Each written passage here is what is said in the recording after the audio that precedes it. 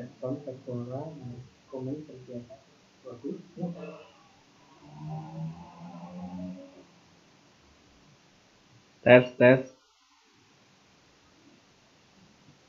Tes suara 1 2 3. Cek sound 1 2 3 4. A B C D A I U E O.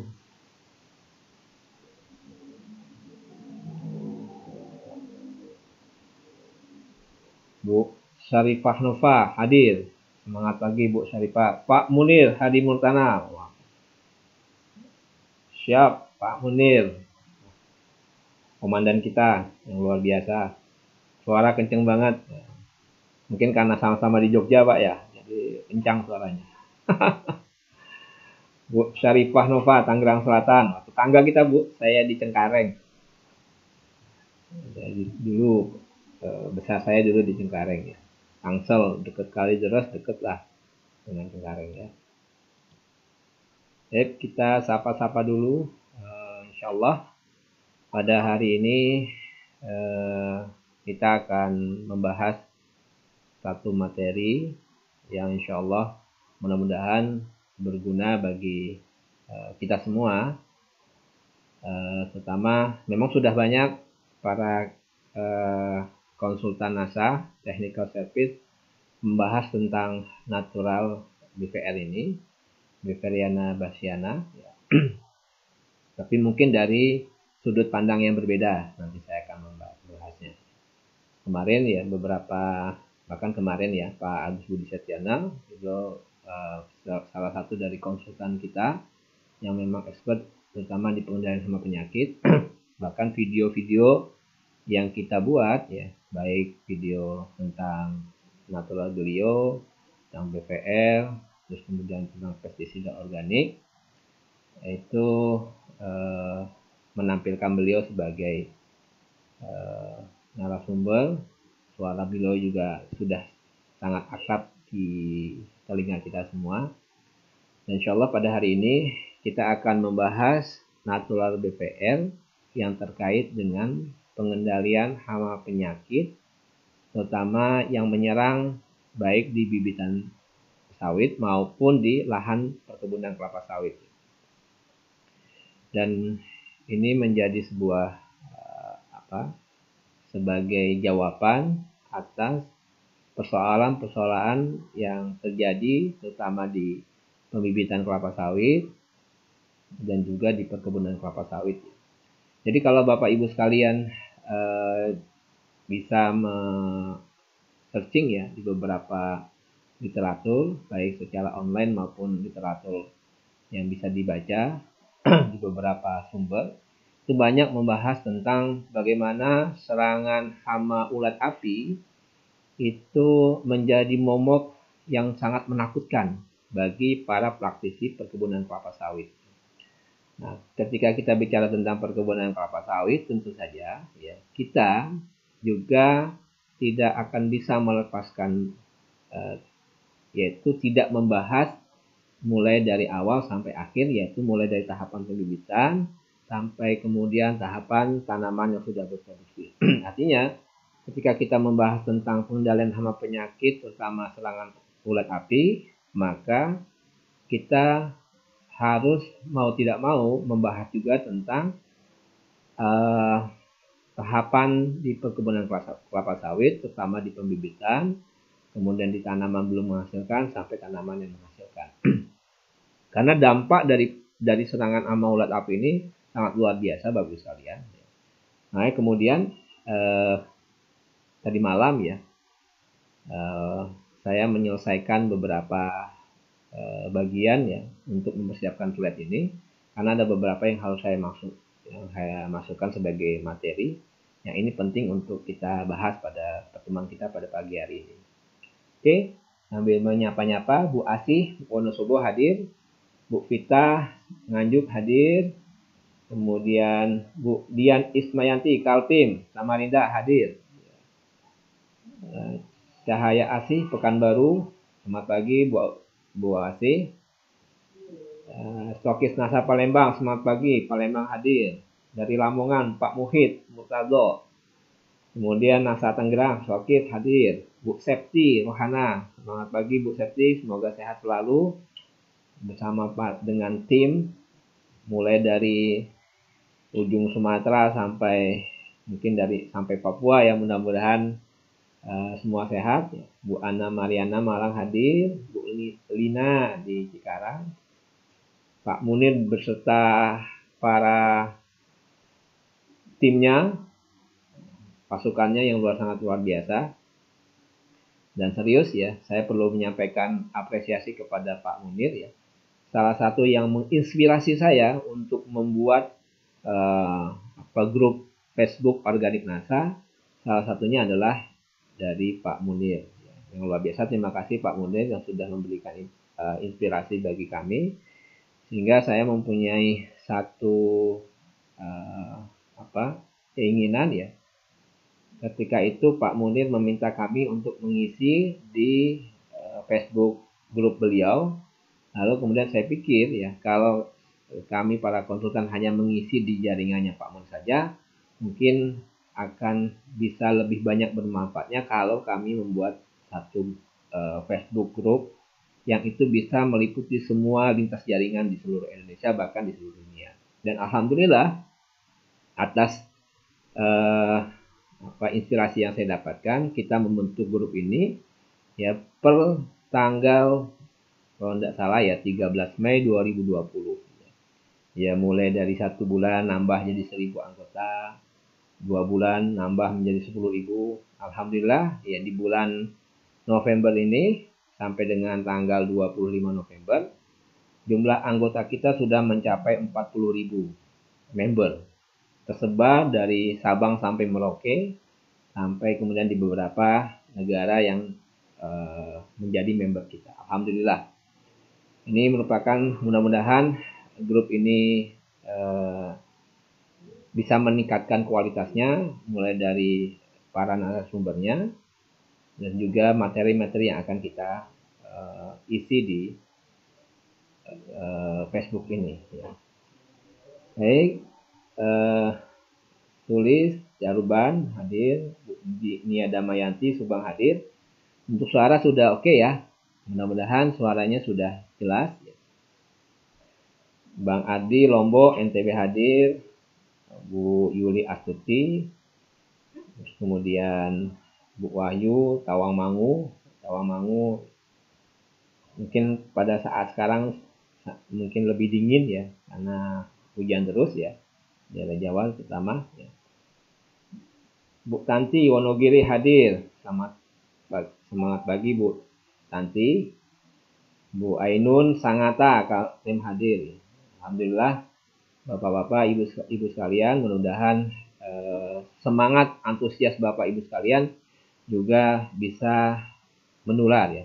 Jadi ada hal-hal yang disebut menular itu negatif, tapi kita mudah-mudahan menular kita adalah menular yang positif. Semangatnya, kemudian antusiasnya, dan juga kemudian rezeki yang melimpah, barokah, mudah-mudahan meliputi Bapak Ibu sekalian. Dari Bogor, Bu Miswati, Bu Wiwi, Jambi, mudah-mudahan ya semua member NASA, semua member yang tergabung dalam pertanian organik NASA bisa menyimak materi ini dengan baik. Nanti kita lanjutkan dengan diskusi. Mungkin itu sebagai awalan ya, menyapa dari Bapak Ibu sekalian. Ya, ini sudah jam 9 lewat 5 ya. Kita mulai acara kita pada pagi hari ini ya. Baik, Bapak sekalian, masih banyak yang hadir ya. Baik, saya akan coba masuk ke link di OBS ya. Baik, terus kemudian ini masuk ke virtual meeting. Oke, kemudian lanjut ke PowerPoint.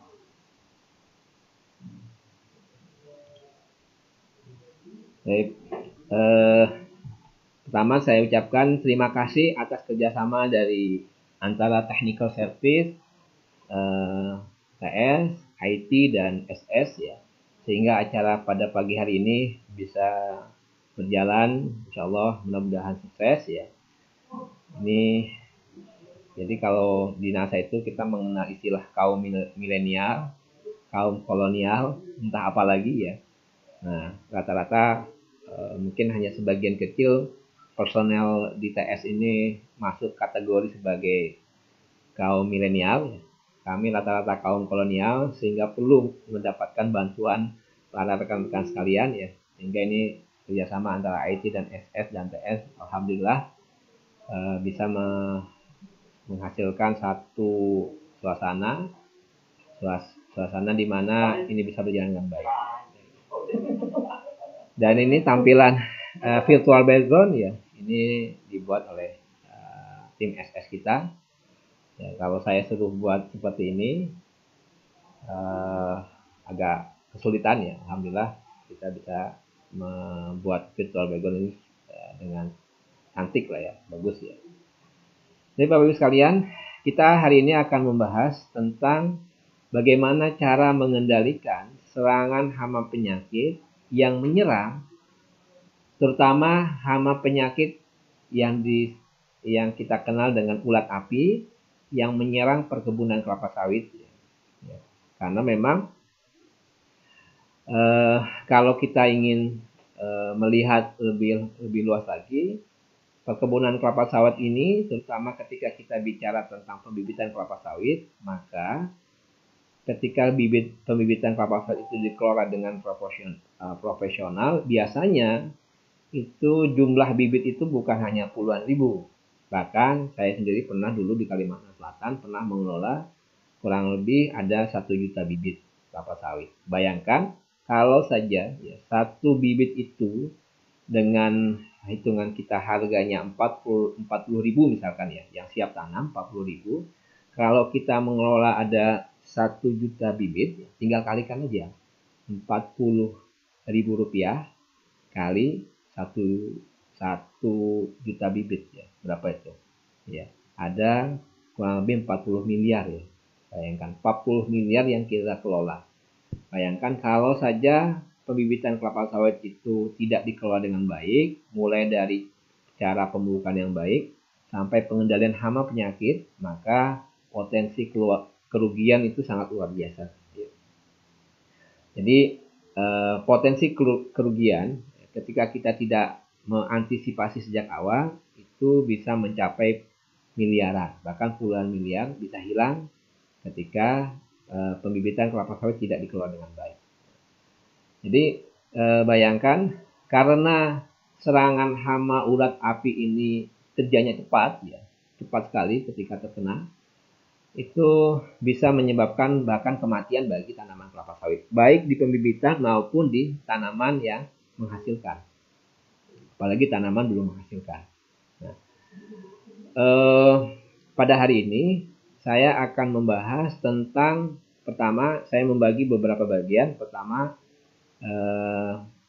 pengantar dulu terkait dengan hama ulat api itu seperti apa. Terus kemudian pengantar mengenai natural BVS sendiri, sampai kemudian apa saja yang bisa kita bahas yang terkait dengan pengaruh dan dampak negatif yang diakibatkan oleh serangan hama ulat api ini terhadap baik pembibitan kelapa sawit maupun tanaman kelapa sawit yang sudah menghasilkan. Dan juga saya nanti tampilkan beberapa hasil penelitian yang dilakukan oleh Pusat Penelitian Kelapa Sawit terkait dengan beberapa produk-produk yang ternyata itu memberikan dampak positif terhadap pengendalian hama penyakit, terutama serangan hama ulat api. Baik Bapak Ibu sekalian, pertama juga saya ingin memberikan sebuah gambaran kepada Bapak Ibu sekalian, mengapa kita penting mengaplikasikan BVR bagi bibitan dan kebun sawit. Karena apa? Karena ada miliaran rupiah yang bisa kita selamatkan. Tadi saya sudah sebutkan tentang nilai bibit, bahkan ada miliaran rupiah yang bisa hilang jika terserang ulat api. Bapak Ibu sekalian, beberapa tempat ya, itu produksi TBS bisa turun hingga 75% akibat serangan hama ulat api. Ya, jadi kenapa ini penting kita bahas? Karena kita ingin memberikan sebuah gambaran kepada para praktisi, para pekebun kelapa sawit bahwa kalau ada kebun, terutama bibitan kelapa sawit atau tanaman kelapa sawit yang sudah menghasilkan dan terserang hama ulat api, maka ada potensi kerugian miliaran rupiah yang bisa diselamatkan ya kalau kita sudah melakukan pencegahan. Nah, baik. Sebelum kita bahas itu, saya mau mengajak Bapak Ibu sekalian untuk kita jalan-jalan dulu, ya. Kita jalan-jalan dulu, mau lihat seperti apa sih bibitan kelapa sawit dulu, ya. Ini ada, saya pernah buat satu video, ya, menggunakan drone, ya. Ini tahun 2000, kurang lebih 2013, 2014 saya buat video ini, udah 6 tahun yang lalu. Ini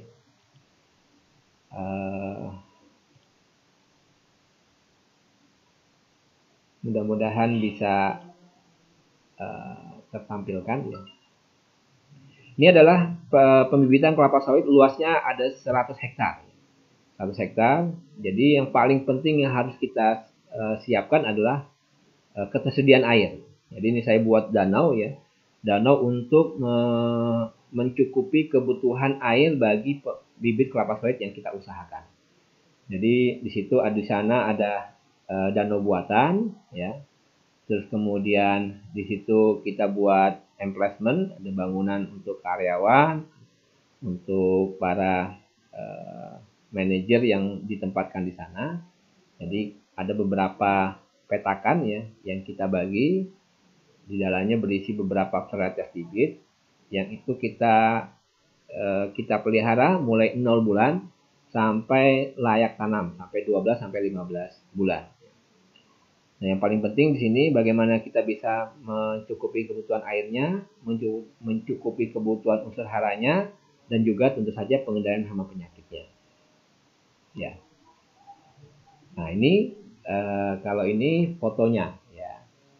Nah, ini foto areal bibitan yang saya ambil drone ya. Ini per petak ini Bapak Ibu sekalian, kalau Bapak Ibu sekalian pernah mengunjungi areal pembibitan kelapa sawit, biasanya satu petak ini normalnya ukurannya 1 hektar. 1 hektar itu bisa memuat kurang lebih 12.500 sampai 14.000 bibit ya, dengan jarak 90 cm dan 90 cm antar polybagnya ya. Jadi kalau kita punya 1 juta bibit yang ingin kita kelola, maka kita paling tidak harus bisa menyediakan 100 hektar ya lahan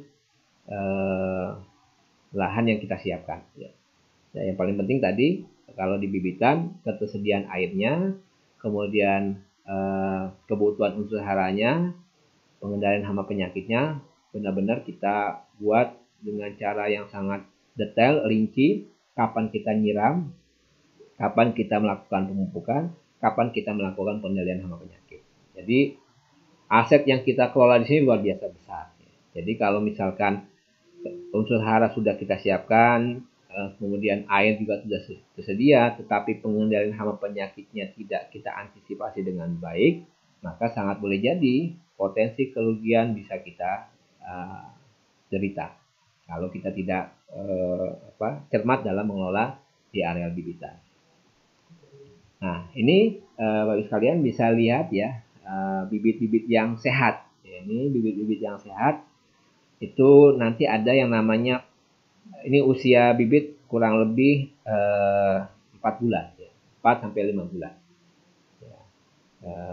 4 sampai 5 bulan terlihat ya. Yang penting adalah arealnya harus bersih dari sampah sehingga potensi tumbuhnya hama penyakit, tumbuhnya gulma ya, tanaman pengganggu atau dari serangan hama penyakit akibat dari jamur dan sebagainya bisa kita minimalkan kalau lahan bibitan kita bersih ya.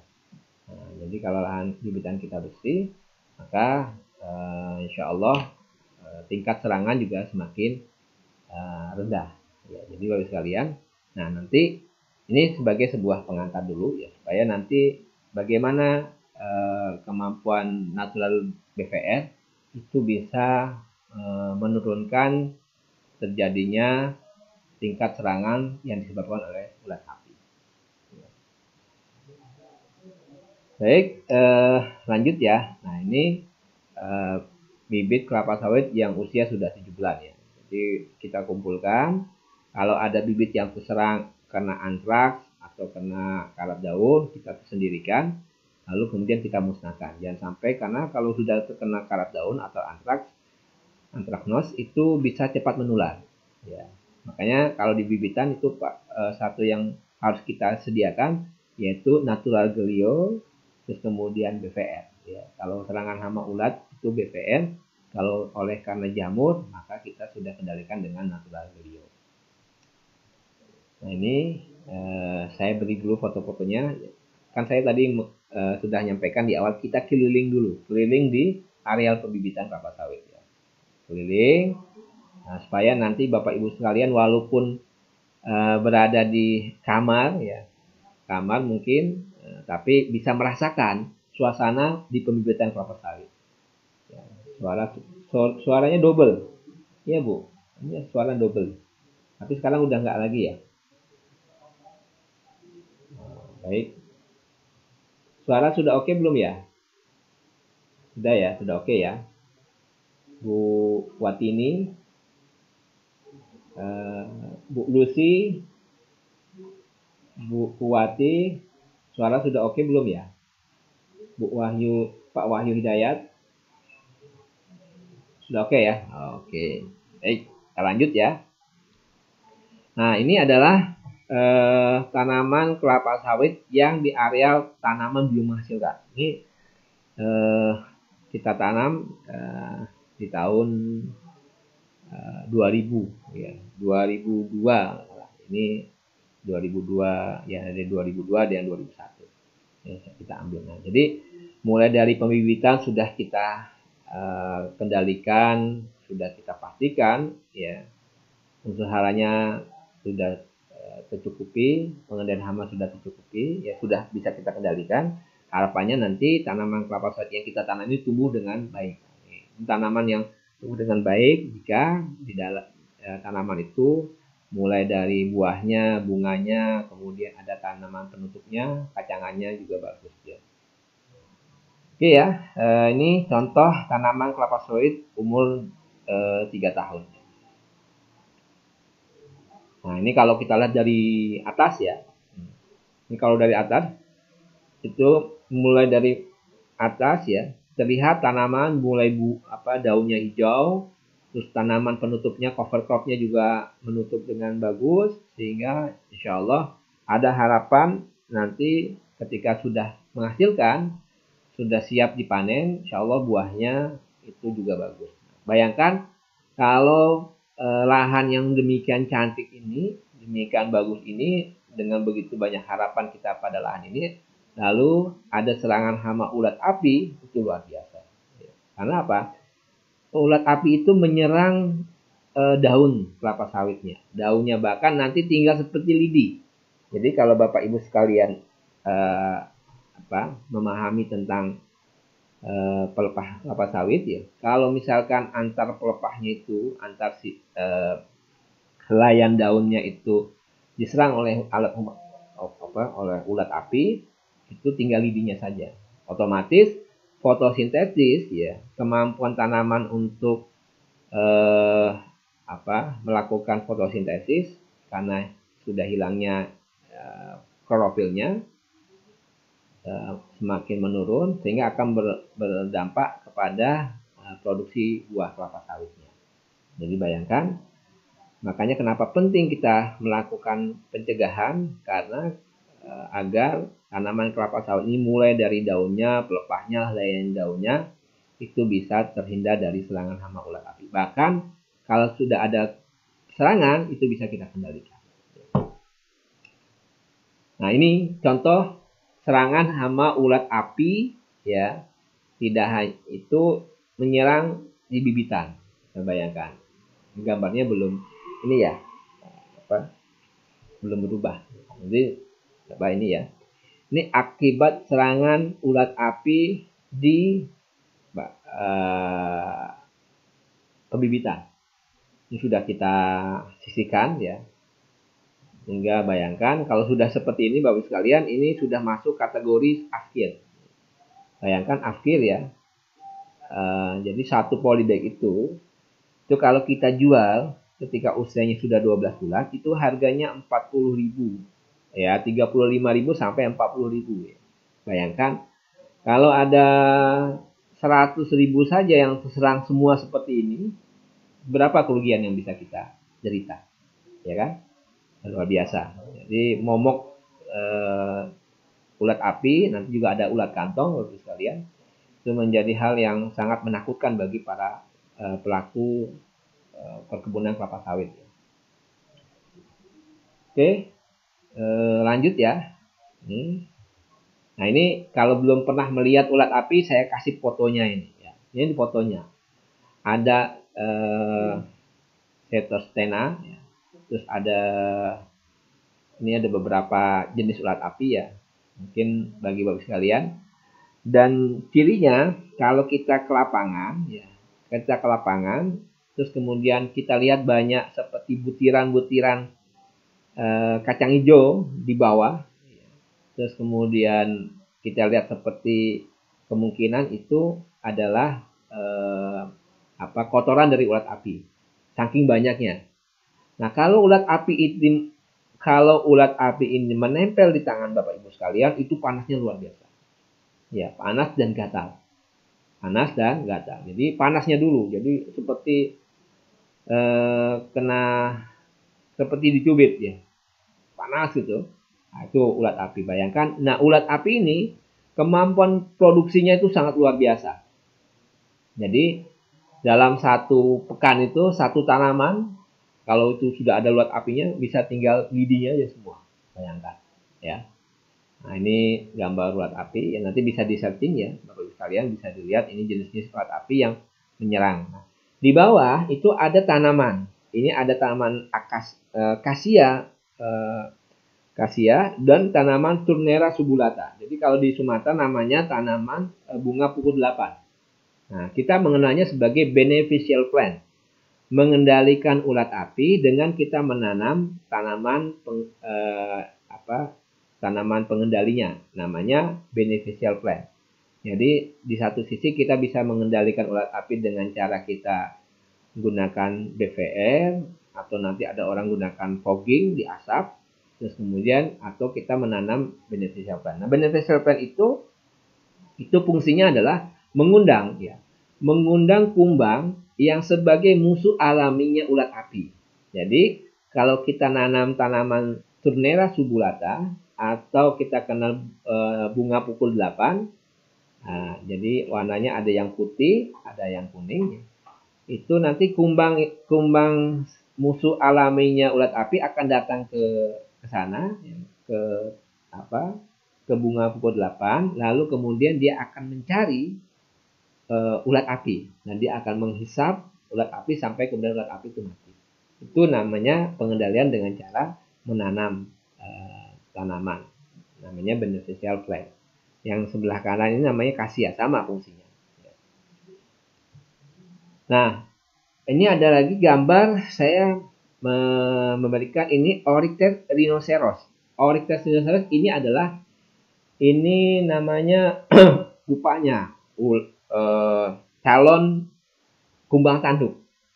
Ya. Jadi Bapak Ibu sekalian, ini namanya belum tertampil ya di layar. Memang agak ada jeda ya. Saya sebutkan ini adalah Oryctes rhinoceros. Oryctes rhinoceros itu atau lebih dikenal namanya kumbang tanduk. Nah, kumbang tanduk ya, ini juga termasuk musuh yang paling menakutkan bagi para praktisi perkebunan kelapa sawit. Jadi ada 4 sebenarnya ya, hama penyakit ya yang bisa menyebabkan kematian bagi tanaman kelapa sawit atau bahkan bukan sampai kematian, mungkin bisa menyebabkan turunnya produksi. Kalau Oryctes rhinoceros ini Bapak sekalian itu menyerang titik tumbuh. Jadi Oryctes rhinoceros ini dia menyerang titik tumbuh sehingga nanti titik tumbuhnya itu terserang dan nanti tanaman akan mati. Itu namanya kumbang tanduk. Ini musuh terbesar nomor 1 yang menyebabkan kematian bagi tanaman kelapa sawit. Nah, kemudian yang kedua, kita mengenal namanya tadi ya, ulat api. Kalau ulat api mungkin kalau tanaman yang sudah menghasilkan tidak sampai menyebabkan kematian, tapi menyebabkan turunnya produksi hingga 75%. Ya. Terus kemudian nah, Oryctores rhinoceros ini itu tadi menyerang titik tumbuh atau kita kenalnya sebagai kumbang tanduk. Dan yang lainnya adalah jamur Ganoderma yang sudah saya bahas minggu yang lalu ya. Itu juga sebagai momok yang menakutkan bagi para pemilik kebun sawit. Nah, terakhir tadi ya. Dan ini bisa kita kendalikan dengan beberapa produk-produk yang kita miliki. Nah, ini jadi ulat api ada namanya Dharmatrima. Jadi jenis-jenis ulat api itu stadia larva namanya Dharmatrima. Ini bentuknya seperti telur ya. Jadi kalau Bapak Ibu sekalian ketemu di lahan ada butiran-butiran kecil itu sesungguhnya larvanya ulat api. Kita menyebutnya Dharmatrima. Kalau berupa pupa kita sudah menyebutnya Cetotosea asigna.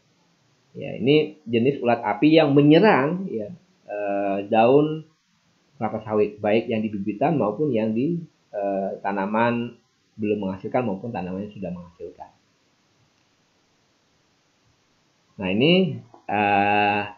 ini tahapan-tahapan bagaimana pengendalian hama penyakit dengan menggunakan agensia hayati yaitu natural BVR itu bisa mulai dari awal ya kita isolat ya, buat isolatnya kita inkubasi, kemudian lalu cara menyerangnya adalah ketika kita menyemprotkan natural BVR ya itu mengenai tubuh dari hama ya, baik ulat itu nanti akan membentuk hive dan akan ketika mereka bertemu satu dengan yang lain menular, mereka juga akan terinfeksi. Jadi tahapannya sebenarnya kita memberikan infeksi kepada hama. Nah, ketika satu hama terserang infeksi dari natural BVR atau Beveriana bassiana, itu akan menular satu dengan yang lainnya sampai ke tahap kematian. Nanti saya akan menjelaskan tentang berapa kemampuan infeksinya natural BVR sampai kepada kematian bagi hama ulat api. Nah, ini juga beberapa metode dalam pengendalian ulat api dapat menggunakan dengan cara di fogging atau disemprot. Ini cara kimia Bapak sekalian. Nah, kelemahannya apa? Kalau kita menyemprot dengan cara di fogging atau dengan racun, dengan insektisida, itu dampaknya yaitu akan menyebabkan kumbang-kumbang yang lain atau mikroorganisme yang lain yang sesungguhnya dibutuhkan oleh tanaman kelapa sawit itu akan mati. Contoh, kumbang Eladebius camerenicus itu sangat berfungsi untuk membantu penyerbukan dari bunga jantan ke bunga betina. Nah, beberapa penelitian menyatakan bahwa penggunaan fogging, penggunaan insektisida itu bahkan tidak tepat sasaran. Ya. Yang harusnya hanya ulat api saja yang dikendalikan, ternyata yang lain pun juga menyebabkan kematian. Bahkan kematian itu ternyata berdampak negatif terhadap produksi kelapa sawit karena hewan-hewan yang bermanfaat juga ikut mati. Ya. Jadi ini bisa dilihat. Nah, ini yang cara fogging yang dilakukan di beberapa tempat, ya, diasapkan. Harapannya nanti ulat apinya bisa mati karena fogging itu sebenarnya campuran dari bahan kimia tambah lagi solar, ya, dan kemudian disemprotkan ke bagian atas sampai ke daun. Nah, biasanya nanti pagi harinya sudah terlihat ya ulat-ulat api yang mati. Dan karena dia tidak bersifat selektif, ya kalau yang model kayak ini fogging ini pengasapan, kumbang-kumbang yang bermanfaat pun juga ikut mati. Nah, akibatnya produksi kelapa sawit akan menurun drastis. Bahkan tadi saya sampaikan ketika sudah ada serangan hama ulat api yang begitu hebat, menyebabkan produksi bisa kehilangan sampai 75%. Bisa dibayangkan ya, 75% itu angka yang sangat besar. Ya, kalau ukurannya adalah hanya ribuan hektar, berarti sudah ratusan juta atau miliaran yang bisa hilang akibat serangan ulat api. Ya. Baik, Bapak Ibu sekalian, Bu Munawaroh, NASA, Pak Ramses, luar biasa. Selamat pagi Pak Ramses. Ya. Ini slide-nya belum ganti ya. Kenapa ya? Harusnya sudah ganti. Agak lama. Ya, nggak apa-apa ya. Ini pengendalian hama ulat api yang memang kalau ada yang tidak bisa mendengar suaranya bisa di komen ya. Suaranya sudah oke ya. Baik.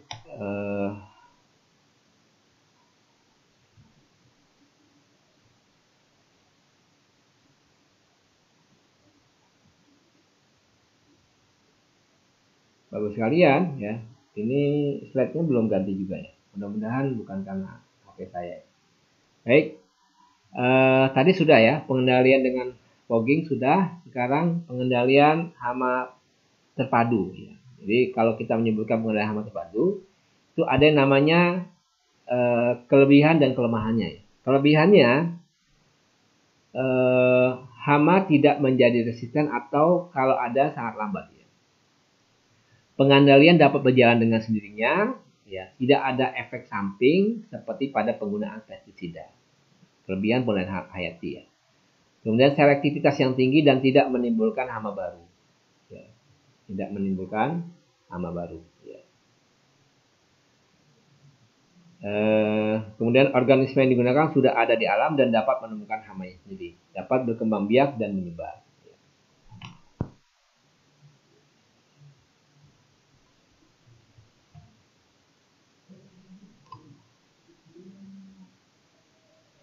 Bentar Pak ya, Bapak Ibu sekalian coba saya lihat dulu. Kenapa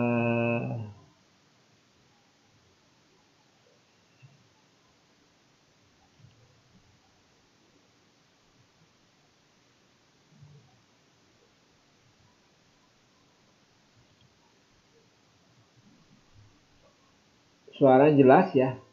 Tolong Bapak Ibu sekalian, di tampilan di HP saya yang satu ini, slide-nya belum berubah. Kalau tempatnya Bapak Ibu sekalian, slide-nya sudah berubah belum ya? Kalau slide yang saya ada dua alat, sini ada menggunakan desktop, ada menggunakan HP. Di HP saya slide-nya belum berubah, masih gambarnya orang sedang nyemprot pestisida di tanaman kelapa sawit. Tapi kalau di desktop ini sudah berubah slide-nya. Kalau tempat Bapak sekalian, Bapak Ibu sekalian sudah berubah belum ya slide-nya? Tolong di komen ya, karena saya tidak bisa ngontrol ya. Apakah di slide Bapak Ibu sekalian tampilannya pengendalian hama terpadu atau gambar orang sedang nyemprot? Tolong Bu Anjas NASA, tampilannya apakah sudah berubah belum?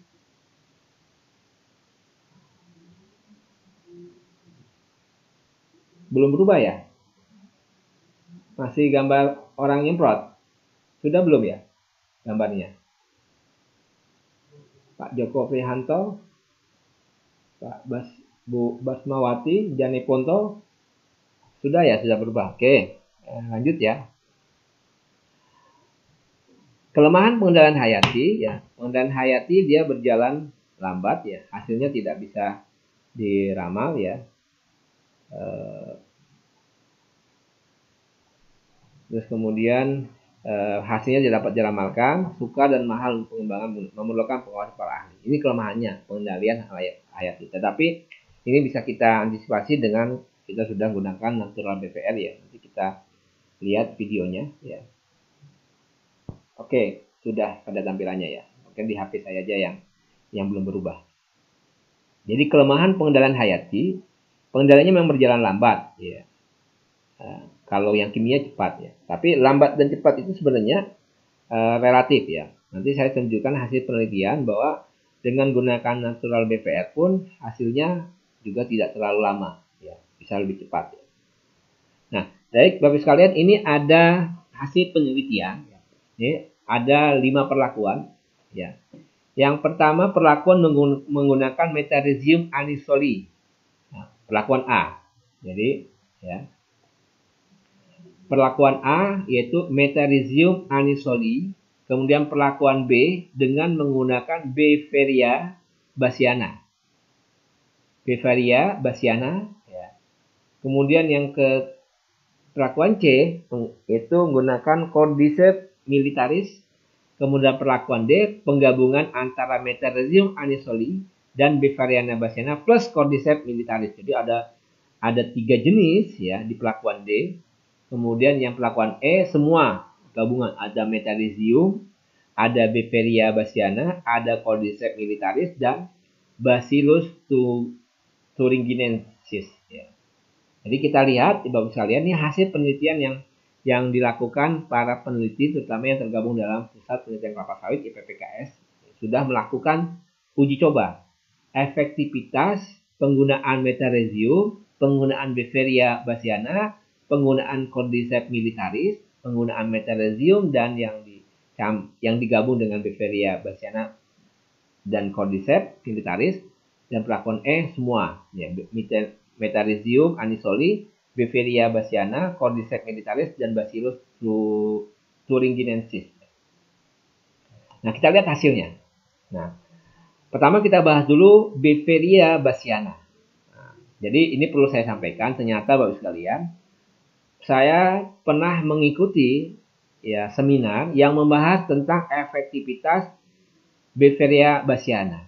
Waktu itu saya belum bergabung di PT Natural Nusantara. Saya masih di kebun sawit ya karena saya dulu di riset, ada kegiatan seminar dan saya ikut. Nah, salah satu pembicara, ya, salah satu narasumber itu menyampaikan hasil penelitian yang sudah dilakukan. Salah satunya adalah menggunakan Beveria bassiana.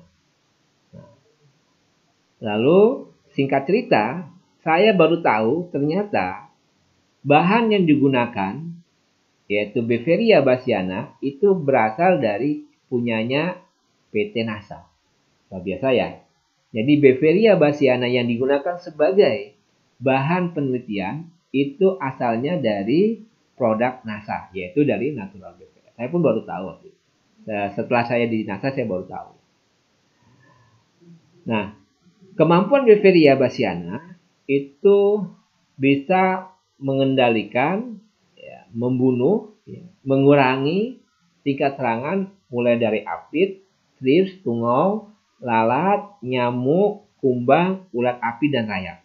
Atau sampai dengan 319 spesies target.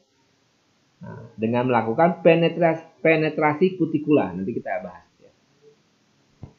Jadi Bapak Ibu sekalian, Beveria bassiana itu punya kemampuan ya, mengendalikan, mencegah, terus kemudian bahkan bisa sampai tingkat membunuh organisme yang memang menyerang tanaman utama kita. Ya, sampai 319 spesies target. Jadi dia hanya mentargetkan spesies yang memang mengganggu. Ya. Jadi kalau semacam kayak kumbang Aledis camerenicus dia tidak terkena pengaruh oleh Beveria bassiana. Ya. Nah ini kita lihat. Nah ini ada tabel Bapak sekalian, bisa kita baca bareng-bareng ya.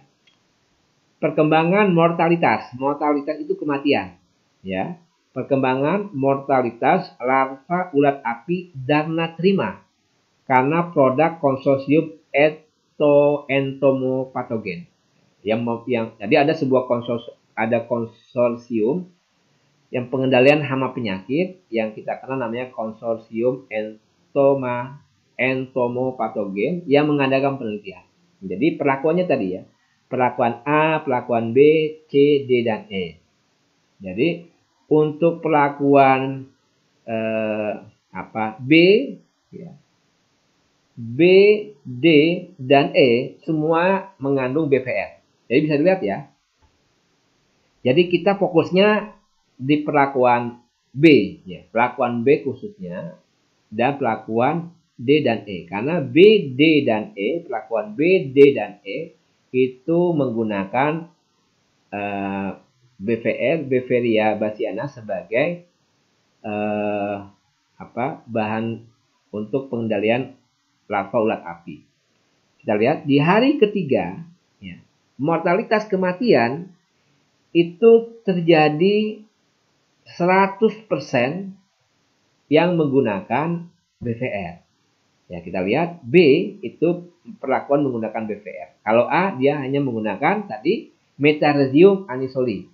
Ya, jadi hari ketiga yang menggunakan Metarhizium anisole kematiannya baru 100% pada hari ke-21. Ya, kita lihat ada hari ketiga, hari ke-7, hari ke-10, hari ke-14, hari ke-17, hari ke-21. Sedangkan yang menggunakan bahan Beveria bassiana itu pada hari ketiga kematiannya atau mortalitasnya sudah 100%. Ya, perlakuan B, perlakuan D, perlakuan E. Karena di perlakuan B itu 100% gunakan BVR, perlakuan D itu gabungan antara BVR ya dengan Metarhizium. Nah, perlakuan E ada Metarhizium, BVR dan beberapa bahan yang lain. Jadinya selama itu ada Beveria bassiana, itu pada hari ketiga mortalitas kematiannya sudah 100%.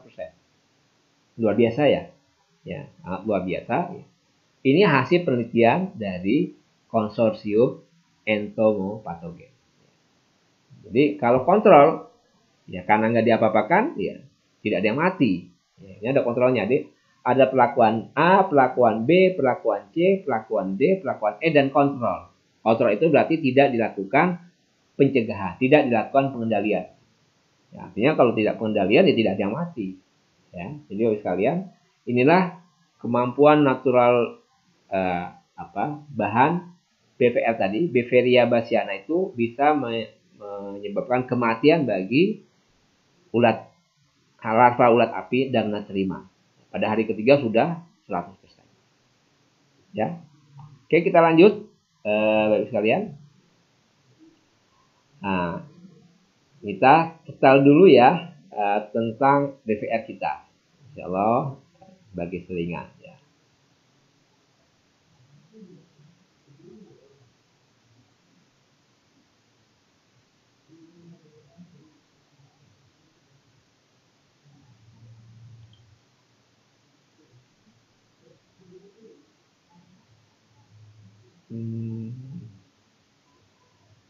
Bentar ya.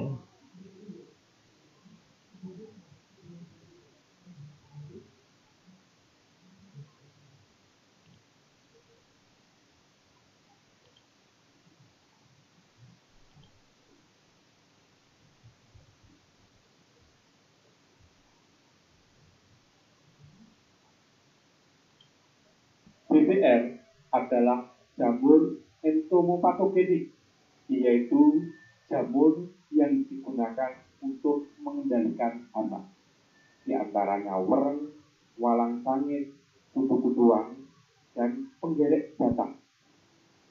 BVR berbahan aktif Beveria bassiana yang mengandung 10/10 spora per gram dalam kondisi R1. BVR ini adalah madu hidup dan sangat peka terhadap sinar matahari. Ini adalah hama wereng coklat yang menyerang pada tanaman padi dengan nama ilmiah Nila pakatalugen. Hama ini sangat berbahaya dan sangat susah dikendalikan dengan pestisida kimia karena sudah kebal yang sudah mencapai biotipe 4. Hama sasaran BVR yang lain adalah hama walang sangit atau Leptosporisa acuta. Hama ini merusak tanaman padi pada saat pembentukan male dengan cara mengisap cairan male yang masih muda. Kemudian ini adalah kutu daun atau apit yang sering hidup berkelompok pada tanaman cabai. Kutu ini menyerang tanaman cabai dengan mengisap cairan daun sehingga daun menjadi bentuk dan timbul warna kuning. Kutu ini sebagai perantara virus pada tanaman cabai atau penyakit keriting pada tanaman cabai disebut dengan penyakit bule. Hama sasaran BVR yang lain adalah kutu putih yang hidupnya bisa bergerombol. Dia akan mengikat cairan daun sehingga akan mengganggu proses fotosintesis. Foto ini bisa sebagai perantara penularan penyakit sendiri saja. Bagaimana mekanisme kerja dari BVR sehingga dia mampu mengendalikan hama-hama tersebut? Setelah BVR disemprotkan mengenai hama, dia akan menyerang tubuh hama melalui kulit di antara ruas-ruas tubuhnya.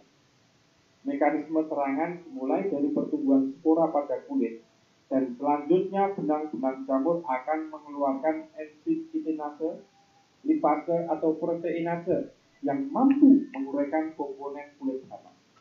Dalam waktu kurang lebih 3 hari, benang-benang jamur itu berkembang dalam tubuh yang selanjutnya memasuki pembuluh darah atau yang disebut dengan gemukul. Selain itu dia juga mengeluarkan racun yang disebut bufirisin, leufenolit, basionolit, eiserolit, dan asam oksalat yang akan menyebabkan kerusakan secara mekanis seperti saluran pencernaan, izin, otot, saraf, dan saluran-saluran pernapasan itu akan rusak. Akibatnya hama akan mati, akan muncul badan buah berwarna putih yang bila terbawa angin atau kontak langsung dengan hama yang lain yang sehat, hama tersebut akan terinfeksi. Demikian selanjutnya, hifa atau benang daun ini akan berkembang terus-menerus di alam.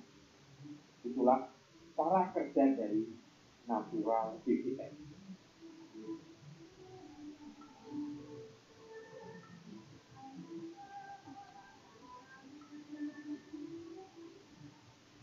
Bagaimana penggunaan natural BVR? Pertama-tama kita larutkan dahulu 1 sendok makan BVR dalam air secukupnya. Kemudian kita masukkan ke dalam ember, kemudian diaduk sampai rata.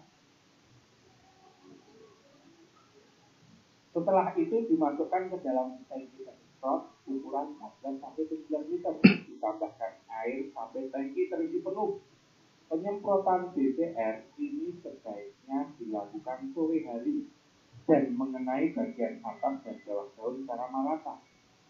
Kenapa sore hari? Karena BVR ini adalah lampu hidup sehingga sangat riskan dengan sinar matahari.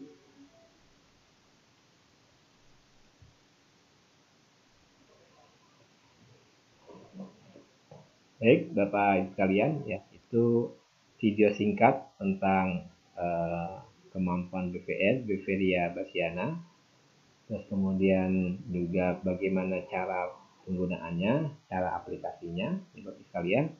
Yang perlu diingat bahwa karena BVR itu adalah dia makhluk hidup, ya, maka penggunaannya sebaiknya aplikasinya di sore hari, karena dia sangat rentan kalau terkena sinar matahari terik, ya. Nah ini tadi ya, ini gambar-gambar ini sebenarnya sudah diterangkan tadi ya, tahapan-tahapan bagaimana kita bisa menghasilkan natural BVR, ya kita lakukan isolat ya.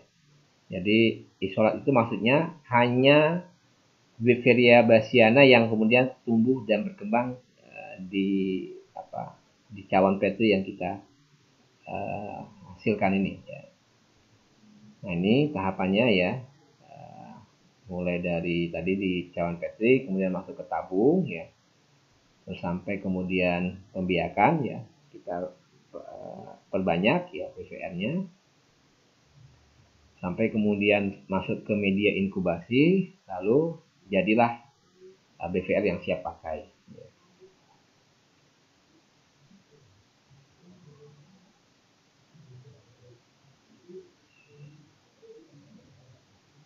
Baik,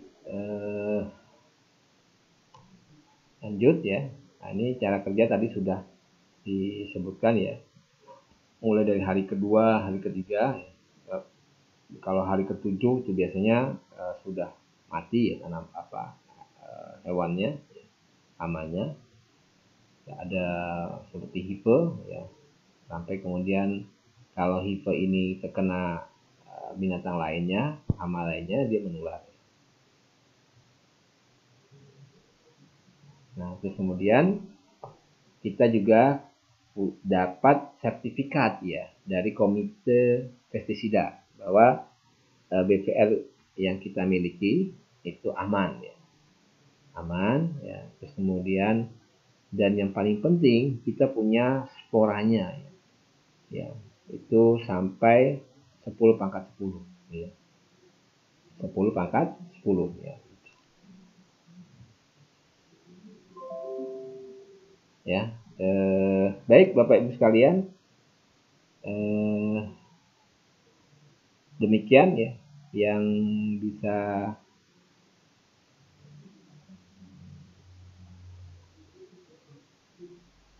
kami sampaikan ya. Baik, selanjutnya mungkin kita lakukan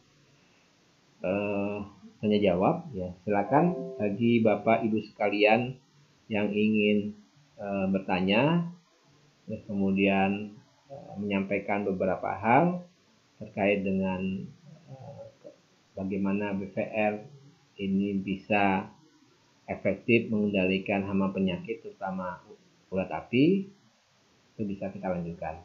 Baik, ini ada.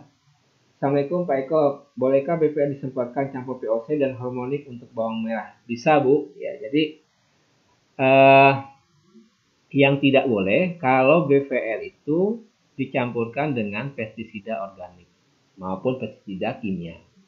Baik BVR, baik Natural Glio, baik Korin, ya, produk-produk milik kita yang merupakan produk agensi Hayati, itu boleh dicampur dengan pupuk kita, baik POC, baik hormonik, baik FPL, baik PWR, monggo silakan ya, boleh ya, karena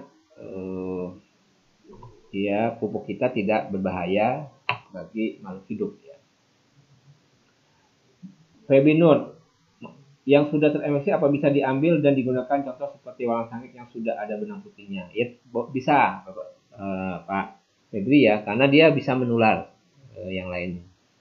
Ya, jadi BPR itu ketika ada satu hewan yang terkena dan kemudian dia ketemu dengan teman-temannya saling berjabat tangan misalkan, nah dia langsung menular, langsung tumbuh lagi ke tempat temannya, ya, dia berkembang terus.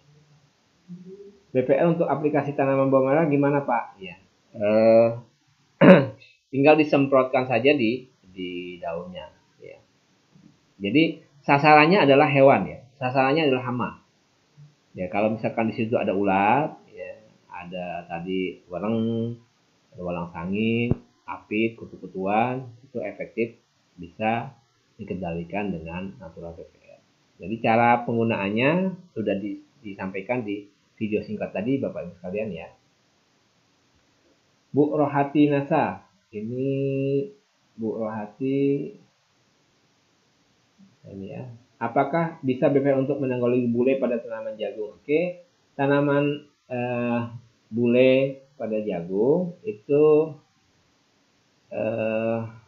kita kombinasikan Bu ya. Pak, baik apa? Kita kombinasikan baik dengan menggunakan BPR dan Natural Glio ya. Yang dikombinasikan. Sah ya. Bu Setiani Herbalis Nasa, baik BPR digunakan dari sejak awal atau pas serangan ya. Sebaiknya memang penggunaannya bisa pada saat pencegahan maupun pengendalian ya. Akan efektif ya, kalau kita lakukan sebelumnya ya. Boleh dilakukan pas ada serangan maupun tidak ada serangan. Jadi kalau ada serangan nanti dia langsung menyerang target ya. Jadi kan tadi ada 319 target ya, hewan yang mengganggu tanaman yang bisa dikendalikan oleh BPR. Apakah BPR bisa buat pembasmi keong? Keong untuk BPR, BPR yang Bassiana itu kalau keong biasanya kita pakai pestisidanya, ya, pakai Pestona atau Pentana, ya. Kalau BPR, tahu saya dia untuk terutama yang sejenis ulat ya. Kemudian Bu Rosidatun Kendari. untuk efektifnya berapa kali penyemprotannya? Sebenarnya BVR itu kalau serangannya adalah sangat berat ya, kita sekali semprot, nanti pekan berikutnya kita semprot lagi ya. Kalau misalkan hamanya terlalu berat ya. Tapi kalau misalkan kita semprot sekali, insya Allah dia berkembang tuh. Dia akan memunculkan hife tadi. Nah, hife itu berkembang dan hifenya bisa menularkan ke teman-temannya yang sehat ya. Nah, BVR apa bisa dicampur dengan fungisida kimia? Tidak bisa, Bu ya. Pak Adi Sri Mulyono, BVR bisa dicampur dengan fungisida kimia? Tidak bisa ya. Karena BVR itu kan mikroorganisme. Ya. Fungisida kimia nanti mati. Ya. Nanti bisa mati punya, bahkan kemampuan BVR-nya bisa jadi hilang ya. Karena caranya ya baik dengan sebaiknya BVR hanya diberikan tersendiri ya, jangan dicampur pestisida, jangan dicampur fungisida ya. Karena dia akan bisa membunuh agensi hayati tadi. Pak, penyemprotan BVR bisa buat pencegahan atau nunggu tanda-tanda adanya hama? Ya. Kalau saya lebih baik di awal-awal sudah kita kendalikan ya dengan gunakan BVR. Ya. Karena yang namanya tanaman serangan hama itu dia serangannya cepat ya, terus kemudian pengendaliannya juga dengan sesegera mungkin. Tapi kalau di awal kita sudah lakukan pencegahan, insya Allah lebih mudah pengendaliannya. Ya. Jangan sampai sudah berat serangannya baru kita aplikasikan. Sebaiknya kalau saya pada saat tanaman masih sehat-sehatnya, ya tetap saja kita berikan BPN, Natural Glio sebagai pencegahan. Mudah-mudahan serangan hama penyakit tidak terserang di tanaman kita. Tapi kalaupun terserang, tadi kita sampaikan efektivitasnya luar biasa ya. Berdasarkan penelitian tadi, 3 hari itu mortalitas kematiannya 100% ya, yang terserang oleh hama ulat api tadi. Untuk coklat yang buahnya hitam bisa nggak Pak? Dan cara pakainya gimana? Ya, kalau yang disebabkan tadi oleh kutu-kutuan, insya Allah bisa dengan BPR. Cara pakainya tadi Bapak Ibu sekalian ya, di alat semprot kasih 1 sendok ya, 1 sendok atau 2 sendok dilarutkan, nanti semprotkan ke bagian yang sasarannya. Sasarannya kalau hewannya berada di sekitaran batang coklatnya atau buah coklatnya disemprot, tidak apa-apa. Pak Hadi Mukhtar, penggunaan kotak BVR hektarnya. Oke, kalau BVR sama seperti Natural Glio, kita punya komposisi 1 hektar itu tidak minimal 10 kotak atau 1 kilo. 1 kilo karena 1 kotak BVR itu 100 gram. Jadi kalau 1 hektar kita butuh 10 kotak ya. Oke, yang lain Pak Bu Sri Sawiji, Pak BPR bisa buat tanaman bunga hias dicampur dengan VOC dalam bisa Bu ya, bisa digunakan untuk tanaman hias ya. Nah biasanya ulat-ulat itu nyerang tanaman di daun-daunnya ya, di bunga-bunga di daunnya itu sama. Baik, yang lainnya kalau untuk jeruk nipis bisa nggak Pak untuk membasmi pianggang? Soalnya buahnya sering rontok, bisa ya. Jadi ada sebenarnya kalau mau saya tampilkan itu ada 319 target. Coba Bapak Ibu sekalian bisa searching ya target-target yang bisa dikendalikan oleh agensi hayati Beveria bassiana. Nggak usah pakai natural BVR, nggak usah. Tulis aja Beveriana bassiana. Nanti muncul itu target-target yang bisa dikendalikan oleh Beveria bassiana. Pak Babang ya tadi ya, bisa. Terus Bu Arum, Pak mau tanya kalau tanaman cabai sudah parah kena penyakit pate, apakah bisa dikendalikan pakai BPR? Apakah belum terlambat?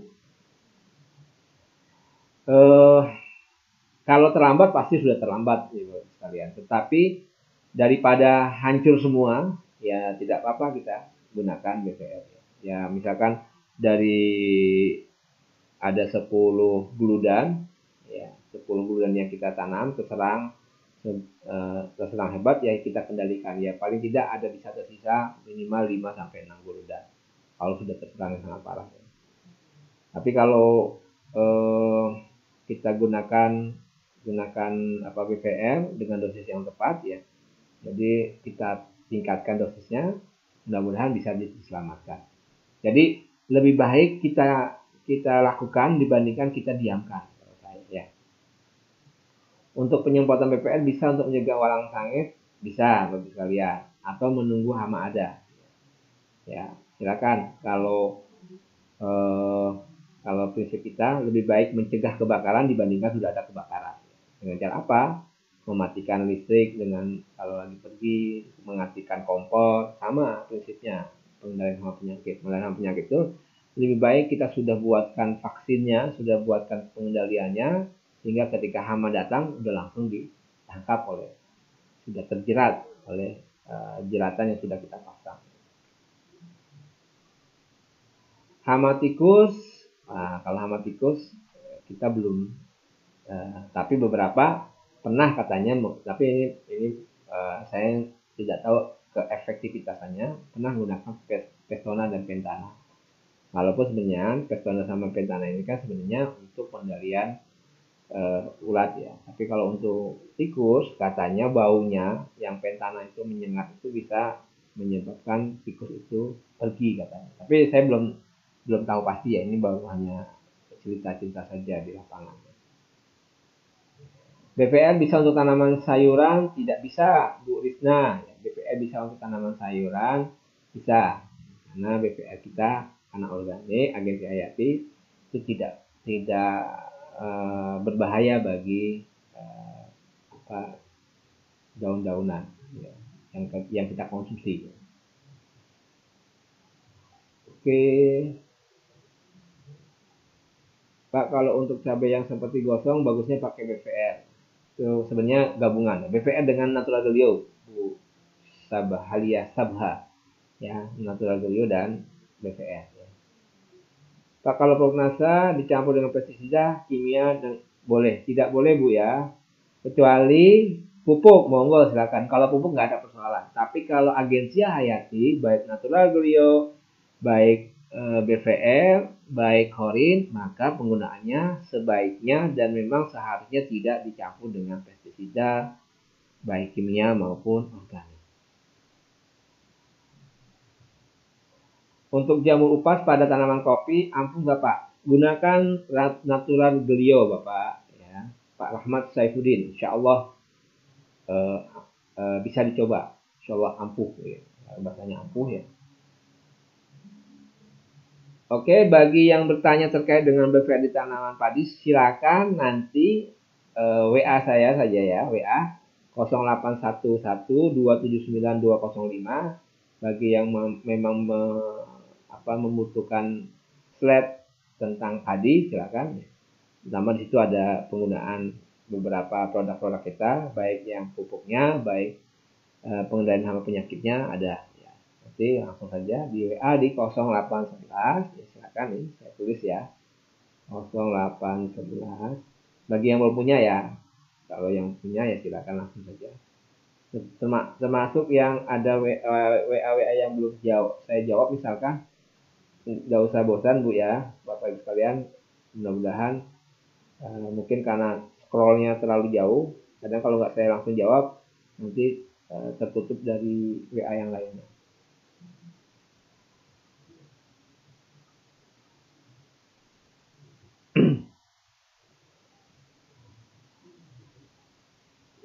Setiani Herbalisna Pak Eko, apakah BPL bisa dicampur dengan Khorin, agensi hayati lainnya? Boleh. Ya, kalau dengan agensi hayati lainnya boleh, ya.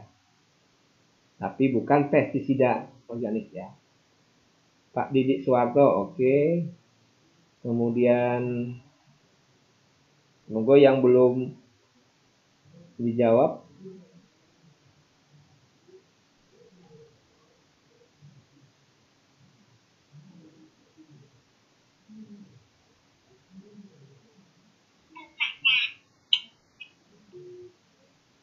Oke, lanjut. BPR bisa buat tanaman cabai yang kena patek, ya.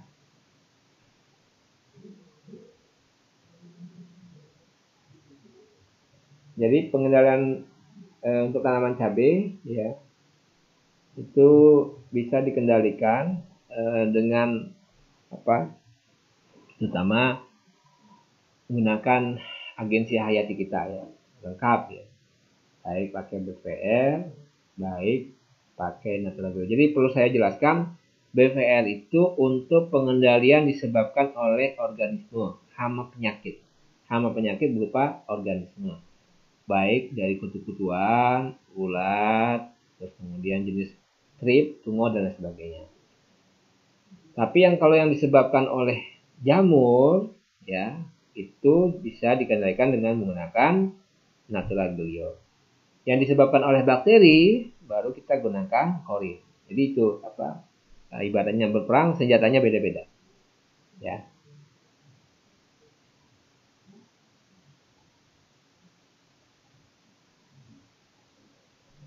Baik, untuk hama putih di daun cabai bisa Bu Asri Indah, ya. Tadi kan sudah ada di penjelasan di video, ya. Nanti bisa di setel ulang, ya, videonya. Baik.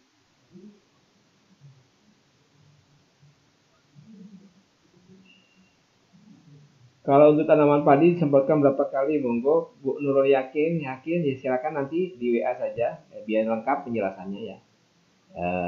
Penjelasan terkait dengan khusus dengan padi biar lengkap, ya, mulai dari pengenalan hama penyakitnya, pupuknya, dan sebagainya. Silakan di WA di nomor saya tadi, ya, Bu Nurul yakin, ya. Tanaman coklat yang busuk sebagian buahnya bisa pakai BPR. Ya, kalau busuknya karena hama penyakit bisa, Pak Muhammad Wahyudi. Tapi kalau busuknya karena serangan oleh jamur atau karena ada bakteri atau virus, maka kita gunakan double gardan, ya, BPR dan natural grow. Ya, kan triple gardan juga kan korin. Kalau korin kan belum produknya belum launching, ya, belum tersedia, jadi baru bisa kita gunakan natural BPR dan natural grow.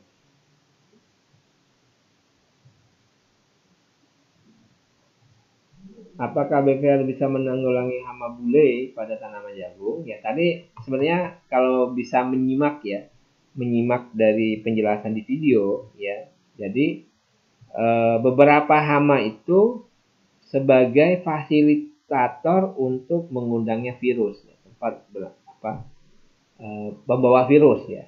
Jadi hamanya itu bukan secara langsung menjadi hama bagi tanaman, tapi hamanya itu membawa virus. Nah, virusnya itu yang kemudian berbahaya bagi tanaman. Nah, supaya virusnya bisa dikendalikan, ya, hamanya ini yang kita kendalikan lebih dahulu, ya, termasuk tadi yang serangan hama oleh tanaman jagung tadi, hama bule pada tanaman jagung, ya. Jadi secara tidak langsung bisa. Kalau untuk padi sudah 60 hari bisa nggak Pak pakai BPR? Ya, bisa saja kalau emang Bu Sabah, kalau memang ada serangan dari wereng, apit, terus kemudian tungau dan sebagainya. Tadi, ya, efektivitasnya 3 sampai 7 hari. Tadi berdasarkan penelitian tadi dari PPKS Medan tadi, itu untuk ulat api, terutama ulat api itu 3 hari itu 100% mati semua. Ya, 3 hari setelah aplikasi.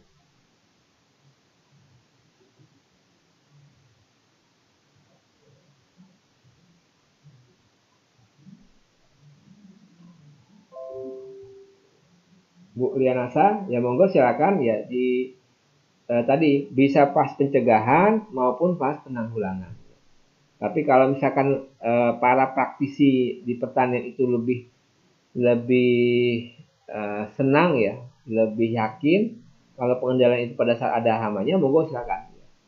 Ya, jadi pada saat ada sasarannya baru disemprotkan biar terlihat ininya dampaknya, bahwa dengan menggunakan BPR kelihatan hamanya yang matinya. Ya, silakan. Tapi kalau misalkan mau double garden, sebelum pada saat pencegahan kita berikan juga BPR, dan pada saat ada serangan juga kita berikan BPR, itu jauh lebih bagus.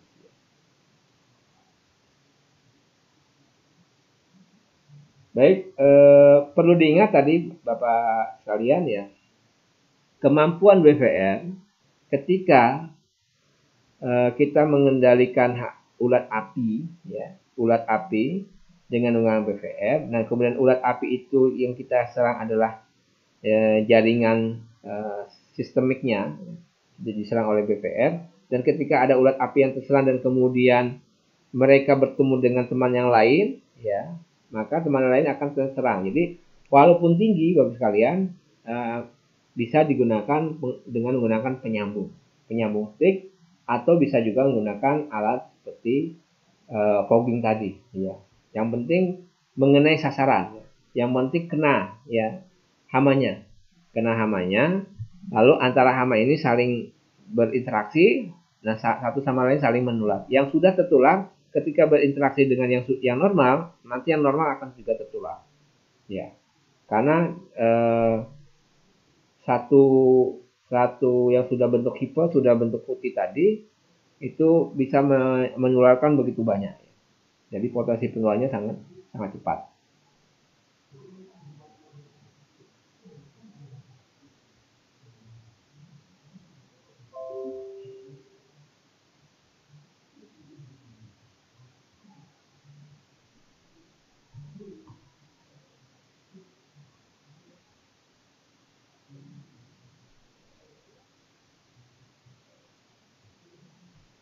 Oke, nah sini sudah ada Pak Agus Budi, pakar kita, pakar pengendalian hama penyakit. Nanti yang terkait dengan pengendalian hama penyakit bisa langsung kontak juga dengan Pak Agus Budi, 0811 279 2003, ya. Kita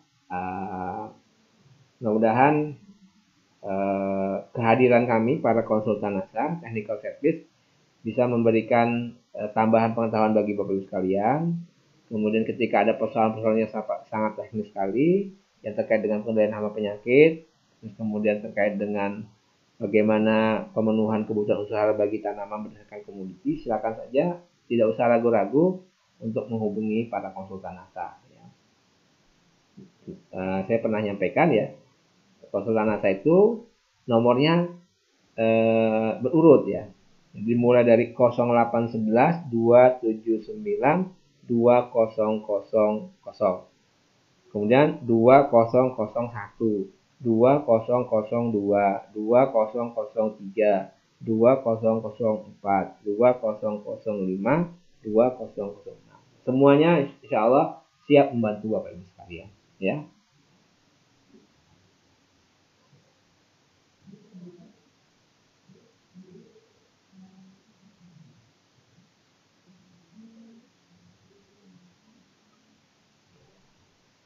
Baik, saya pikir karena tidak ada lagi yang perlu kita bahas, ya.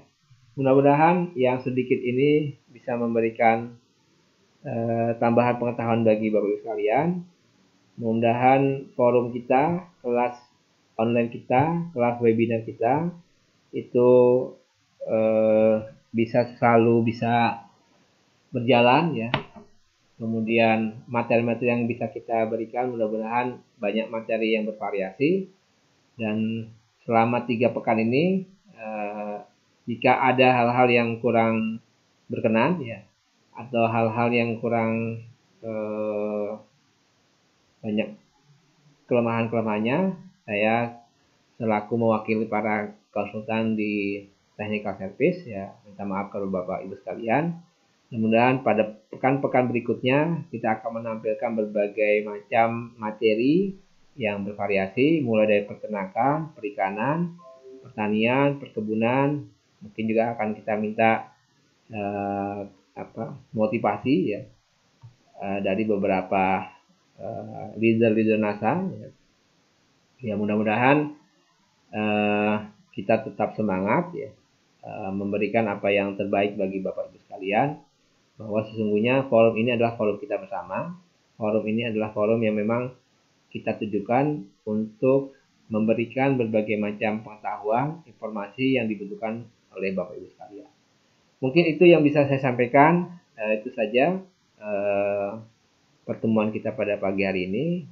Saya ucapkan terima kasih atas atensinya, atas pertanyaan-pertanyaannya, atas komentarnya, atas like-nya, atas bersabarnya mengikuti dari pagi sampai sekarang. Mudah-mudahan kita diberikan kesehatan oleh Yang Maha Kuasa, kemudian diberikan kelapangan, baik kelapangan secara finansial, kelapangan hati, dan juga diberikan rezeki yang mungkin yang tampak maupun yang tidak tampak. Yang mudah-mudahan kita masih tetap bisa mensyukuri nikmat yang diberikan Yang Maha Kuasa pada kita. Itu saja yang bisa saya sampaikan. Wabillahi taufiq wal hidayah. Assalamualaikum warahmatullahi wabarakatuh. Semangat pagi.